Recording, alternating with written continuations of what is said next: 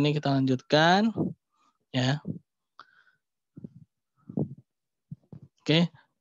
Ini jadi dari bukunya Pak Dr. Adian Husaini yang mengenai sejarah ya, mengenai sejarah. Memang kita tuh harus tahu sejarah. Kita harus tahu sejarah ya, terutama sejarah peradaban ya, agama-agama ya, dan juga sejarah ya manusia ya, sejarah manusia. Memang ilmu sejarah ini adalah sebenarnya ilmu yang apa ya, penting ya.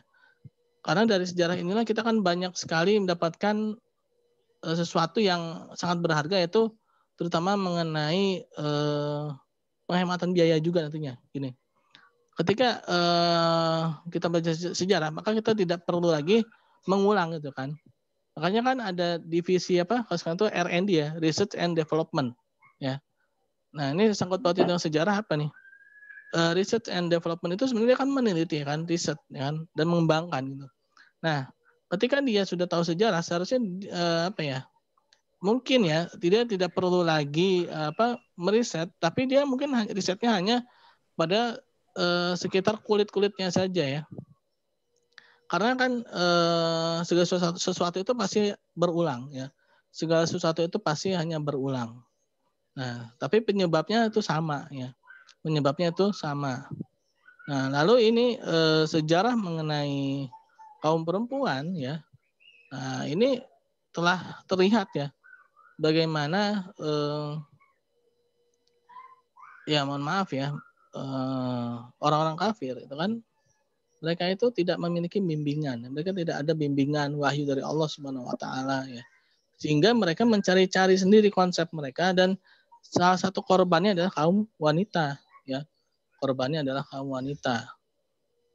Nah, sehingga apa? Mereka membuat-buat agama-agama ya, mereka membuat-buat pemikiran-pemikiran ya, yang mana justru malah menyesatkan diri mereka sendiri ya. Justru menyesatkan diri mereka, dan akhirnya menjadikan yang menjadi korban tuh biasanya ya wanita dan anak-anak ya. Yang menjadi korban tuh wanita dan anak-anak. Nah, salah satunya ini ya, dulu ketika Barat atau Eropa ya, di dalam bukunya Dr. Adian Husaini itu, ketika Kristen yang menghegemoni, Kristen sendiri ini juga sebenarnya agama buatannya Romawi ya. Jangan salah ini ya, mungkin teman-teman harus ingat-ingat lagi ya, yang kemarin-kemarin itu ya. Jadi Nasrani itu beda dengan Kristen ya. Nasrani itu beda dengan Kristen.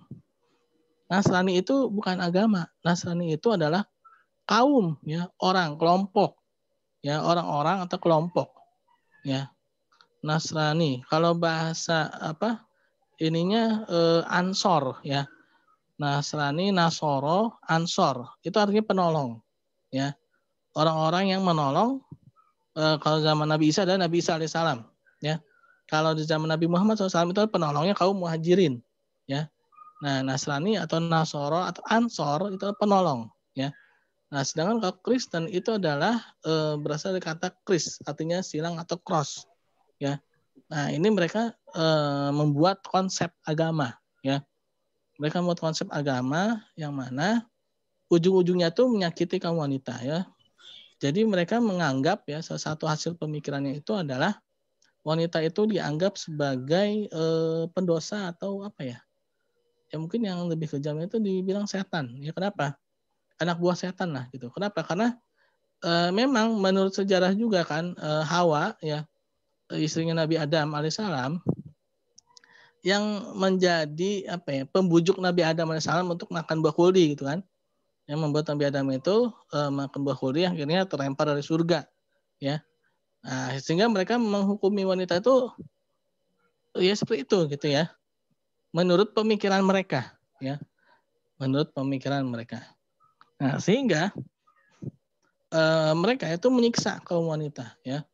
Mereka menyiksa kaum wanita, ya mereka menyiksa secara habis-habisan ya, disiksa, dan akhirnya ya karena di satu sisi ya ibaratnya seperti per ya, ketika makin ditekan maka dia akan meloncat semakin jauh ya. Nah begitulah. Tapi loncatan itu tidak tentu arah gitu kan. Ketika tidak ada apa ya kalau dibilang tuh bimbingan ya, atau bilang tuh tidak ada arahan ya. Nah, akhirnya ya seperti tadi tuh lompat ke sana kemari gitu kan. Nah, begitu pun dengan pikiran feminisme. Ya akhirnya malah tidak jelas juntrungannya kemana-mana. Ya akhirnya korbannya lagi-lagi kaum wanita. Ya, ya mohon maaf mungkin ada kaum wanita yang menjadi kondektur bis itu kan sangat menghinakan sebenarnya, menghinakan kaum wanita. Ya, menjadi memang ada beberapa jenis pekerjaan ya yang diperbolehkan, tapi ada juga beberapa jenis pekerjaan itu tidak diperbolehkan. Itu salah satu yang bersangkut paut dengan kasar ya, sesuatu yang kasar ya, seperti kondektur bis, terus apa lagi ya, yang tenaga kasar itu kaum wanita itu sebenarnya tidak boleh ya. Petinju ya, nah itu laki-laki aja nggak boleh ya, apalagi kaum wanita ya. Nah, yang akhirnya merusak fitrah ya. Akhirnya korbannya lagi-lagi kaum wanita ya. Kaum wanita banyak sekali menjadi korban perkosaan, korban ya mohon maaf pelecehan seksual dan sebagainya. Ya karena ya tadi ya, dari segi pakaiannya ya, dari segi sifatnya ya, terus dari segi banyak hal ya, yang mana mereka melanggar fitrahnya. Ya, akhirnya berdampak pada diri mereka sendiri. Dan feminisme ini adalah satu gerakan yang seolah-olah itu menolong atau kalau dibilang tuh memberikan kebebasan gitu ya. Nah, sebenarnya itu sesuatu yang menjatuhkan ya. Sesuatu yang menjatuhkan ya. Nah, ini bahaya ya. Oke, next.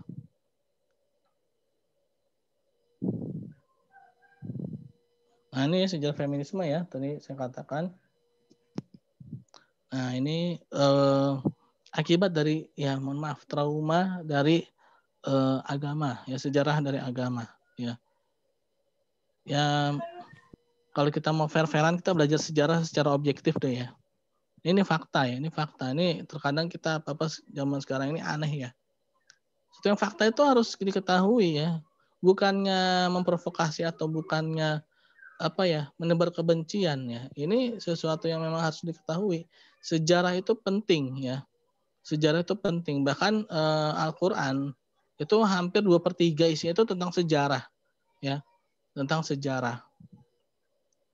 Nah, sejarah itu yang tadi saya katakan ya, dia akan menghemat biaya segala sesuatunya ketika sudah diketahui ya. Ketika sudah diketahui. Nah, sejarah ini juga adalah ilmu yang pertama kali akan dibabat habis oleh orang-orang orang kafir dan orang munafik ya. Kenapa? Karena mereka takut ya, kepentingan mereka itu yang telah nyaman di situ terusik gitu ya, terusik. Nah, salah satunya ini feminisme. Ini ada yang menungganginya gitu ya. Ya lagi-lagi untuk menjatuhkan kaum wanita ya. Karena kan hadisnya jelas ya. Kalau salah satu alasan Allah Subhanahu wa taala akan menurunkan azab itu salah satunya adalah yang merebaknya riba dan perzinahan. Nah, perzinahan itu ya, itu tidak akan terjadi kalau kaum wanitanya itu mereka bisa menjaga ya. Kaum wanita itu bisa menjaga diri mereka. Bahkan di dalam sebuah hadis dikatakan bahwa kaum wanita adalah tiangnya agama ya. Tiangnya negara ya. Kaum wanita adalah tiangnya negara ya. Jadi jelas ketika ada yang ingin menyerang suatu negara ya, itu tidak usah repot-repot ya. Jatuhkanlah harkat dan martabat kaum wanitanya ya. Hancurkanlah wanitanya, maka negara itu kan hancur ya. Mudah sekali dihancurkan kalau kaum wanitanya dihancurkan. Ya, dengan berbagai macam pemikiran yang memutarbalikkan fakta ya. Yang tadi saya katakan ya, teman-teman ya, terutama yang kaum wanita ini ya, harus bedakan yang namanya membedakan itu. Beda itu bukan berarti hina ya. Sama itu bukan berarti mulia ya. Nah, ya, yang harus diingat-ingat ya. Beda itu bukan berarti hina dan sama itu bukan berarti mulia. Nah, terus terjadinya penyiksaan dan pembantaian besar-besaran ya pada saat itu ya, di saat zaman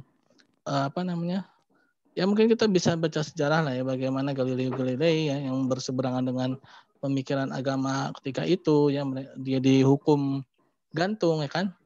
Makan kau Nah, nih. itulah salah satu ya bukti-bukti ya, banyak sekali bukti-bukti yang mana kaum wanita menjadi salah satu korban ya, jadi persekusi ya, dipersekusi ya. Nah, ini dari buku ini Wajah Peradaban Dunia Barat ya, dari hegemoni Kristen menuju liberal ya, penulisnya Bapak Dr. Adrian Husaini. Nah, itu mengenai feminisme salah satunya. Sebenarnya banyak, ada liberalisme, ada pluralisme, ada banyak ya, kalau di Singapura dikatakan sensibilis ya, sekularisme, pluralisme dan liberalisme, dan ada feminisme ya, banyak isme-isme yang dilahirkan ya akibat dari trauma ya terhadap agama ya. Maksudnya bukan agama Islam ya, tapi agama selain Islam ya. Karena terlalu mengekang dengan hal-hal yang tidak jelas ya, mengekang dengan hal-hal yang tidak jelas. Oke, next.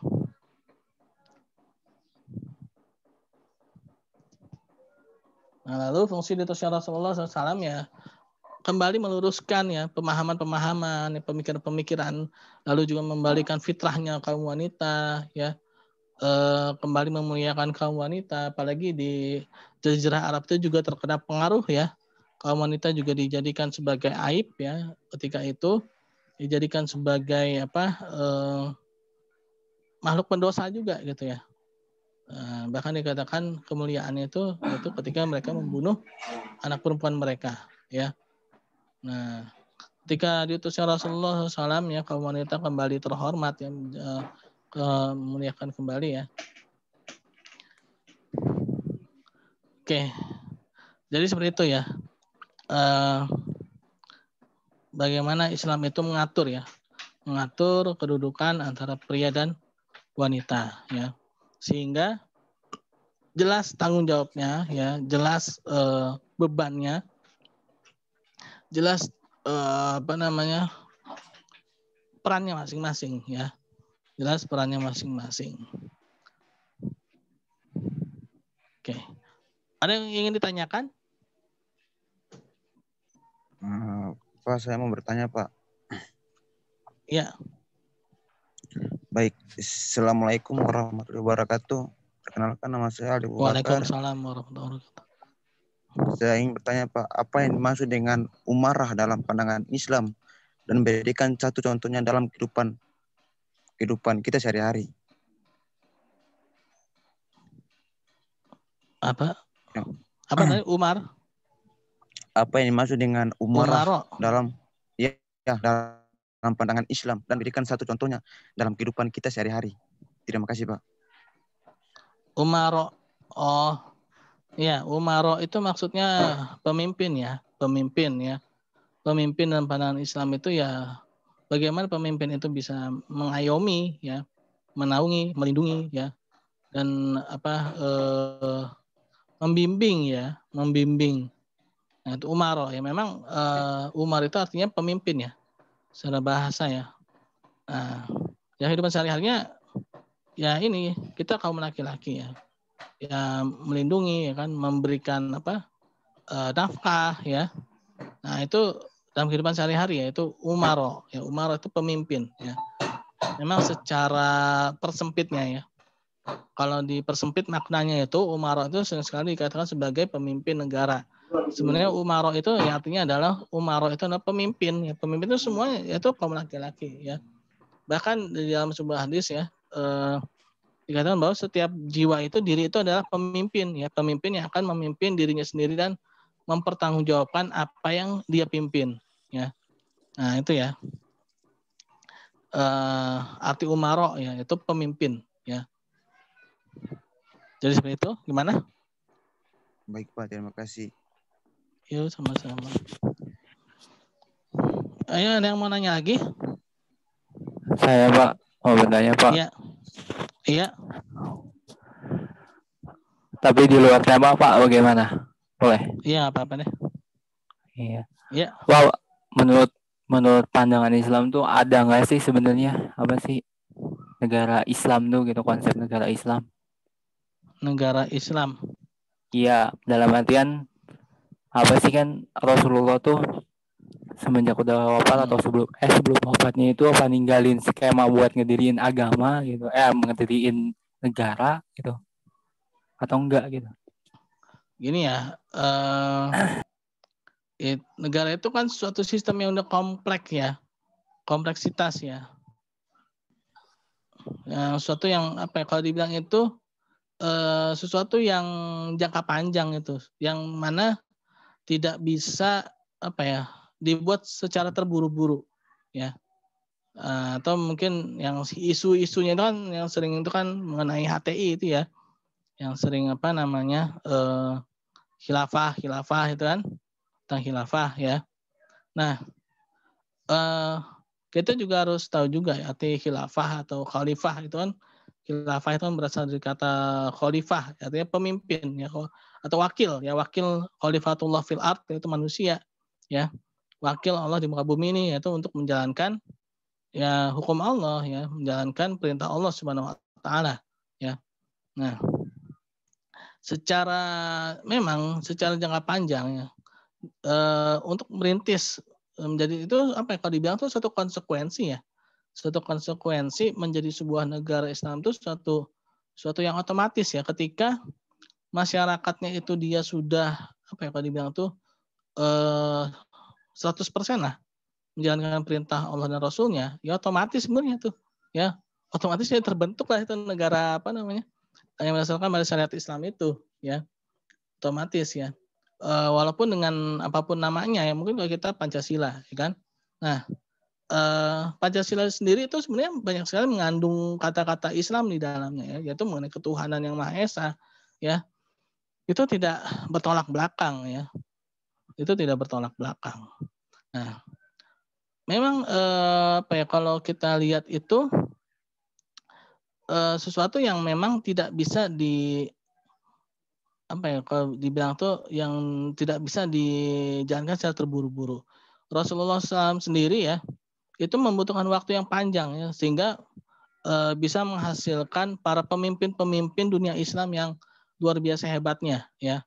Kalau dibilang membuat konsep ya, itu suatu perjuangan yang panjang, ya, suatu perjuangan yang panjang yang mana suatu konsekuensi aja itu ya, ketika ya sama seperti Indonesia ini ya.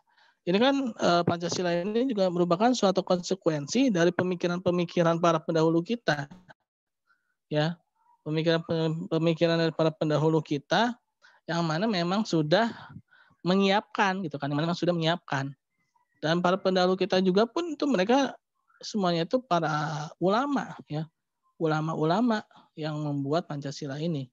Nah, oleh karena itulah kalau kita lihat Pancasila, kita akan melihat bagaimana Islam itu ada di dalamnya ya. Islam itu apa namanya, terkandung dalam Pancasila ya. Jadi seperti itu. Adapun itu memang ya, Rasulullah SAW dan para sahabat ya, itu mereka menjalankan, jadi gini ya, ketika mereka menjalankan apa syariat Islam ya, di suatu wilayah, ya otomatis ya menjadi nama itu ya wilayah Islam, atau kalau negara yang jadi negara Islam gitu ya. Nah, tapi kalau kita sekarang ini ya kan, kita ini sudah apa ya, kalau dibilang tuh sudah dirangkumkan dalam Pancasila ya. Kita tinggal menjalankan ya, yang sesuai ini kan sudah sesuai ya. Satu, kita tidak usah memperdebatkan apa namanya yang tidak perlu lah ya. Kita jalankan aja nih ya Pancasila ini ya, yaitu kita pahami ya. Jadi gini, kita jangan hanya bermain di kulitnya saja ya, yang mana itu menjadi perdebatan yang tidak produktif ya. Main di kulit yaitu apa? Misalkan Pancasila dengan Islam gitu kan. Memang kalau dari segi nama beda ya. Pancasila PANCASILA, Islam ya, ISLAM gitu kan. Beda gitu ya. Tapi coba kita lihat ya. Isinya ya, kita lihat isinya Pancasila. Apalagi kalau kita lihat bagaimana dulu itu Pancasila itu menjadi piagam Jakarta, ya. Nah, itu kan dia mengambil konsepnya dari piagam Madinah, ya kan. Nah, sebenarnya gini, Islam itu sendiri ya, ketika menjadi sebuah negara di Madinah, ya, itu juga ada namanya itu piagam Madinah, ya. Itu mungkin istilah itu Pancasilanya, ya, Pancasilanya itu piagam Madinah, ya, yang tergambarkan dalam piagam Madinah. Menjalankan, jadi Islam itu sebagai suatu agama, ya, tapi harus ada sarana yang mendukungnya, ya.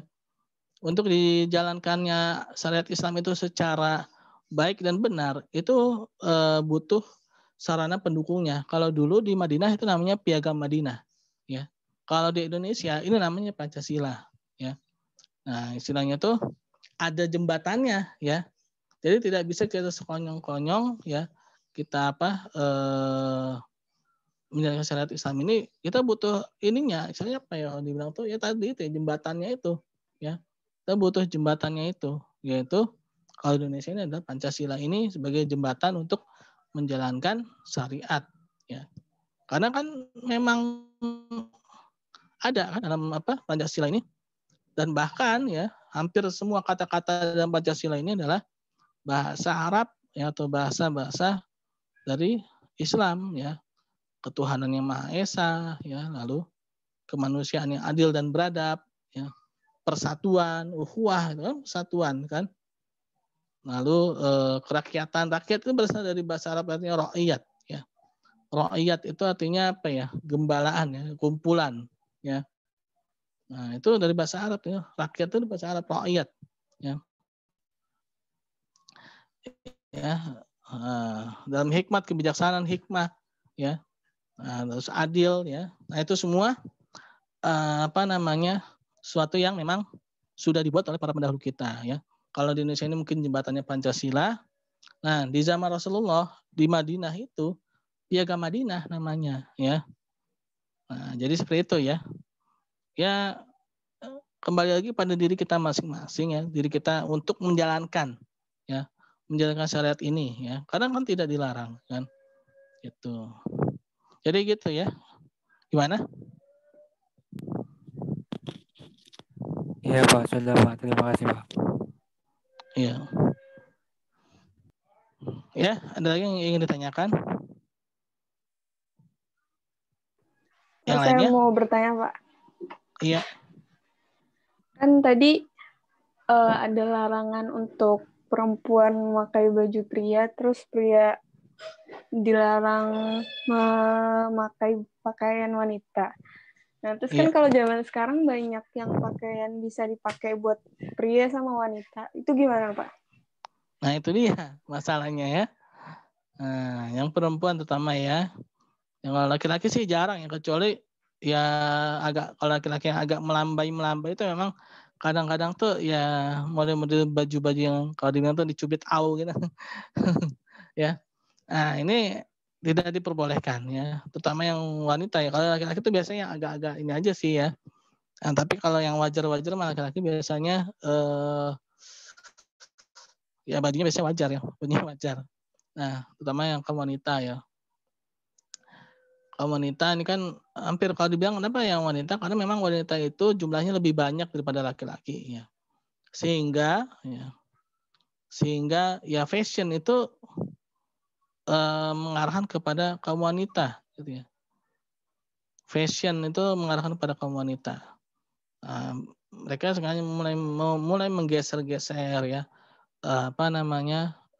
pakaiannya, ya kan, mulai sifatnya, tingkah lakunya, ya. Nah, ini tidak diperbolehkan. Oleh karena itulah, ya, kaum wanita yang sudah mengetahui, ya mungkin harus dirubah, ya, pakaiannya harus dirubah karena memang berbeda, ya, memang berbeda. Karena ketika kaum wanita memakai pakaian laki-laki, ya mohon maaf, auratnya menjadi terlihat, ya, auratnya menjadi pusat perhatian orang, ya. Nah, ini berbahaya, ya. Kenapa sih dibedakan, ya tadi? Karena auratnya beda. Kenapa sih auratnya beda? Ya karena memang emang itu, ya, kelebihannya kaum wanita, gitu. Nah, tidak menjadi pusat perhatian, ya. Tidak menjadi pusat perhatian laki-laki, terutama laki-laki yang apa ya kalau dibilang tuh yang tidak memiliki agama atau yang memang apa ya dibilang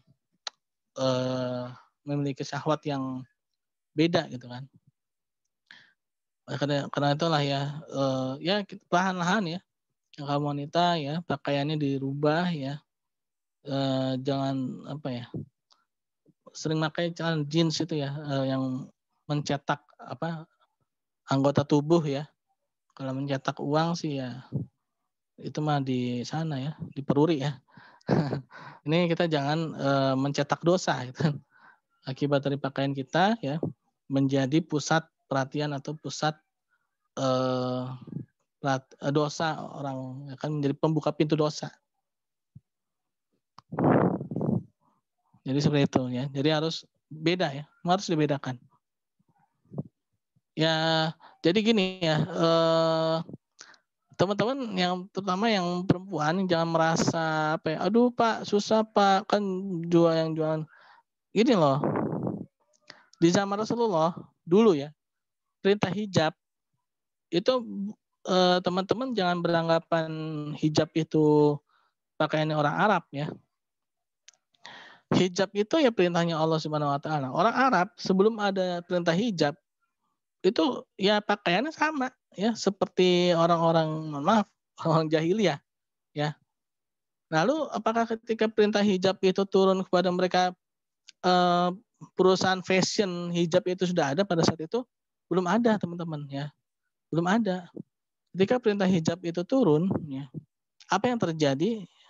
Kaum wanita, para sahabiah itu mereka langsung menarik semua kain ya yang ada di sekeliling mereka untuk menutupi aurat-aurat mereka. Bayangkan ya, sami nawata'nanya mereka itu ya, ketika turunnya perintah hijab, mereka langsung mengambil, menarik, memakai ya semua kain yang ada di sekitar mereka ya untuk menutupi aurat-aurat mereka.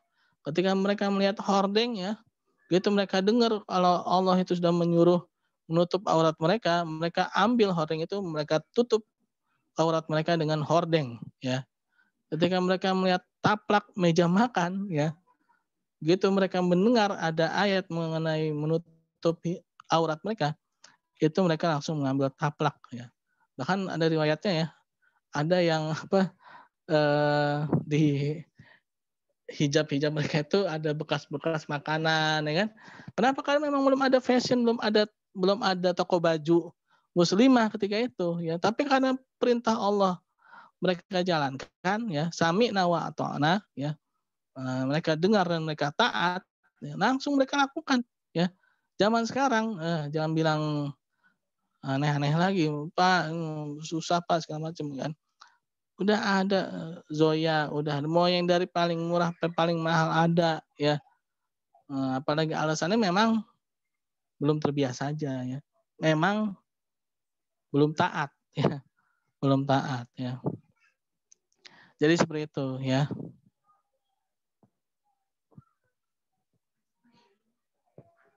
Oke, ada lagi? Saya Pak, mau bertanya, Pak. Ya. Kan di zaman sekarang ini kan kejahatan ke wanita itu banyak banget ya Pak. Udah dari cyberbullying, terus kayak misalnya dari kalau kita nggak hati-hati pasti ada aja gitu kejahatan yang mengincar kaum wanita. Untuk di sekarang itu kaum wanita boleh nggak sih Pak membekali dirinya itu dengan bela diri? Terima kasih. Oh boleh aja ya. Boleh kok. Bahkan ada apa ya? Ada Sobiah itu justru apa ya? Dia memiliki keahlian berperang juga ada juga ya. Nah, tapi itu ya dari segi apa ya? Mungkin ya tetap harus menjaga dari segi pakaiannya ya, dari segi tingkah lakunya ya. Diperbolehkan kok ya. Diperbolehkan.